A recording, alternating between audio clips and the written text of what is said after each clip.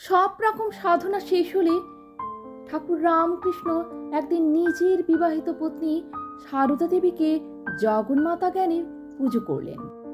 যেমন মন্ত্র পড়ে ফুল বেলপাতা দিয়ে কালী পুজো সরস্বতী পুজো করে, ঠিক তেমনি করে পুজো করলেন। সারদা দেবী যে মা কালী তা তিনি দেখতে পেতেন কিনা এ বিষয়ে তিনি পুরাণের একটি গল্প বলতেন, গণেশের গল্প। গণেশ মা দুর্গার ছেলে। তিনি ছেলেবেলায় একটা বিড়ালিকে ধরে লাঠি দিয়ে খুব মেরেছিলেন। রক্তারক্তি হয়ে গেল, তবুও মারছেন। তারপর এক ফাঁকে বিড়ালিটা কোনো রকমে প্রাণ নিয়ে পালিয়ে গেল।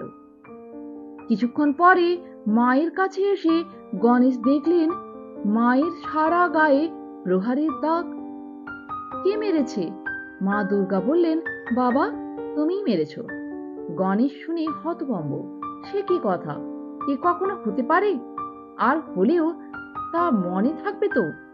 মা দুর্গা তখন বললেন, ভেবে দেখো দেখি, আজ কোনো জন্তুকে মেরেছ কিনা। গণেশ বললেন, তা তো মেরেছি, একটা বিড়ালিকে খুব ঠেঙিয়েছি, কিন্তু তাতে কি? মা দুর্গা তখন বললেন, বাবা, ওতে আমাকেই প্রহার করা হয়েছে। জগতে যত স্ত্রী মূর্তি আছে সবারই ভেতর আমি আছি।